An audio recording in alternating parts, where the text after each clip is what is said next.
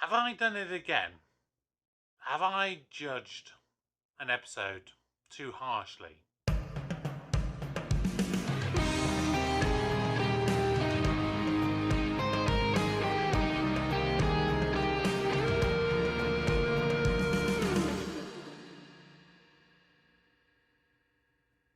Hello everybody, welcome back to the channel. My name's Kevin, I'm a geek. You are watching Kevin the Geek. And today we are going to be reviewing Small Worlds, the 5th episode of the first season of Torchwood. And this was uncomfortable to rewatch.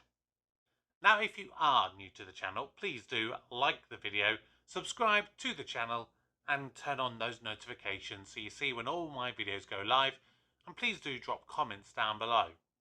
But yeah, very uncomfortable to watch, and this is the kind of thing that I think that with time and with a different perspective and a different appreciation, you can see things in a different light.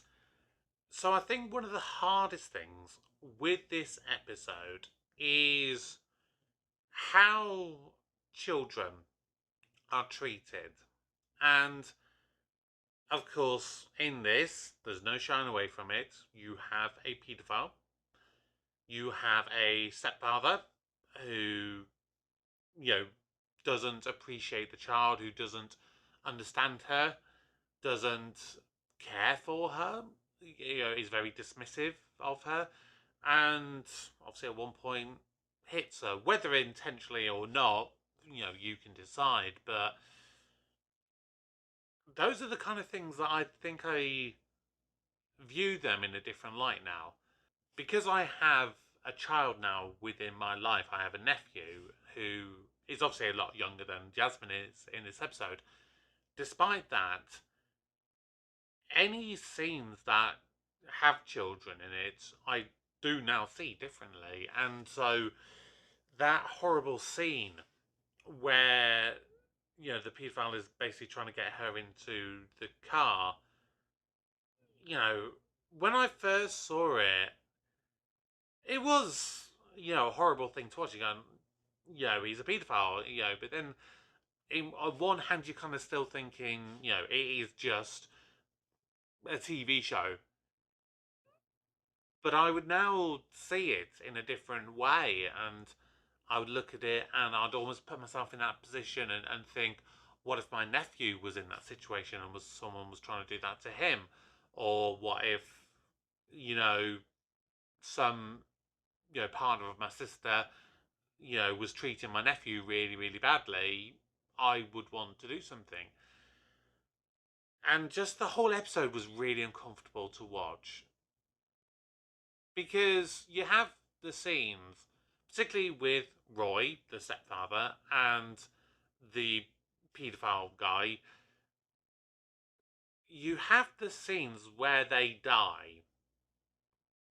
And you should feel almost relieved that they're dead, because they're horrible human beings. Yet you do still kind of feel a little bit sorry for them, but your overriding feeling is that no, they deserve what they get. The mum didn't though. The mum, I mean, in that final scene of this episode, I feel so gut-wrenchingly bad for her, because in the space of, probably 10 minutes, she's lost her partner of 5 years, who she's planning on having more children with, and she's lost her only child to these fairies. Now, obviously, the main crux of this story, you've got these fairies, and we try and delve a little bit into Jack's past. I think the key sentence within this episode is when, I think it was Gwen who said, one person's good is another person's bad. And that really does shine a light in this episode. Because you have Estelle, who is trying to see these fairies in the way that probably most people envisage fairies, where they see them in all being smiley, happy, mystical, fun, friendly, mischievous, kind of like the Enid Blyton stories I read growing up, things like the Faraway Tree and things like that. But then you have the really bad side to them, and so poor Estelle, she got the brunt of it. She died in a really truly horrific way that she didn't deserve. Whereas, you could argue the paedophile and maybe Roy was a bit more of a grey area, but at least the paedophile kind of deserved to an extent what he got. So, for the paedophile, that's, a good thing for society. For Estelle, that was a bad side.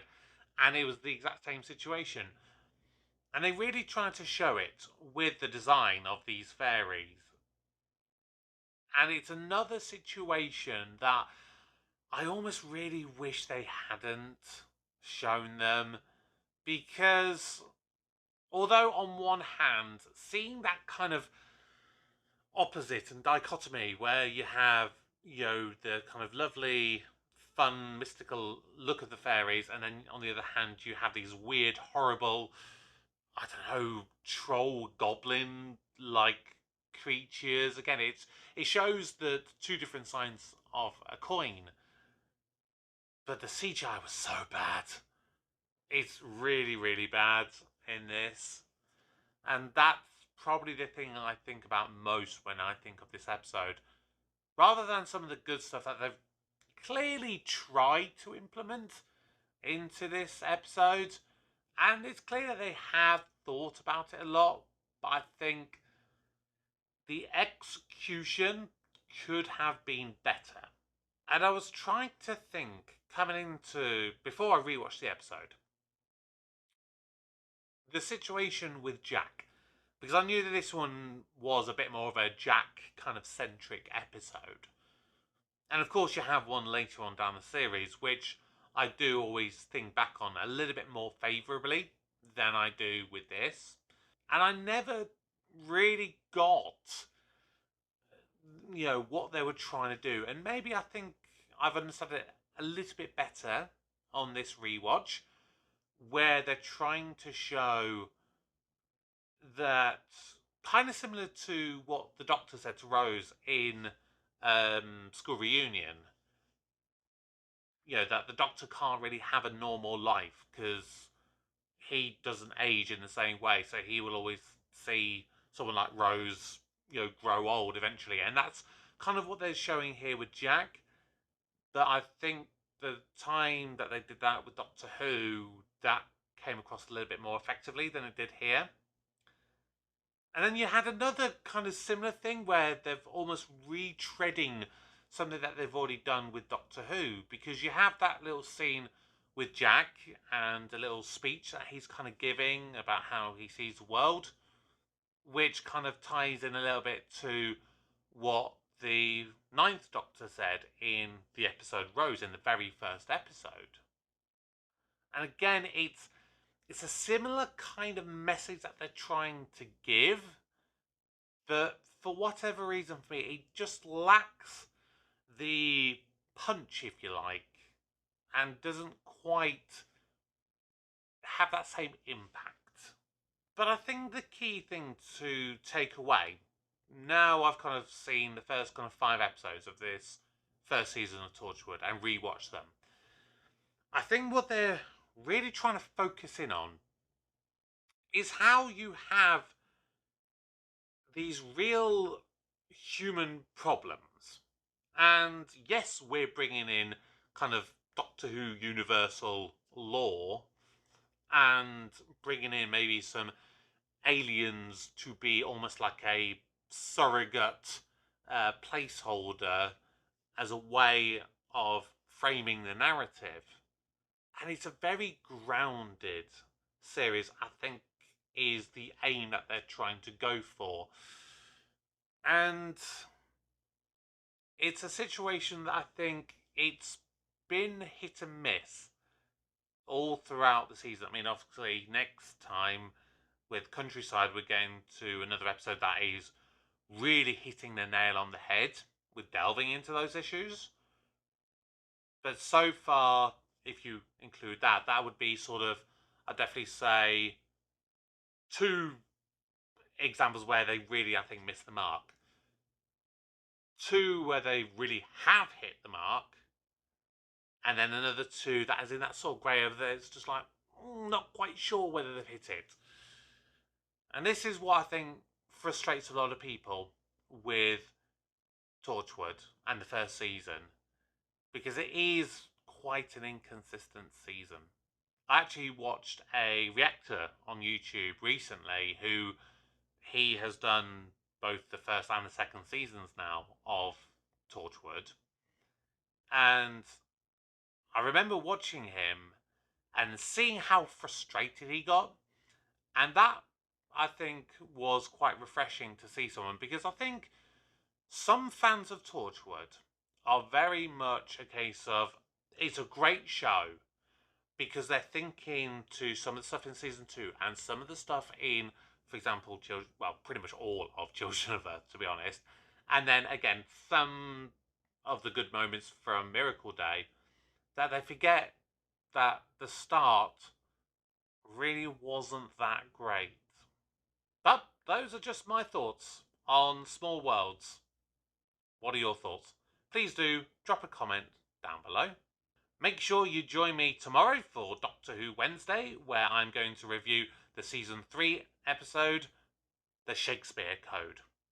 And also, stay tuned for this Saturday, when there will be a reaction video, which is Doctor Who and Torchwood related.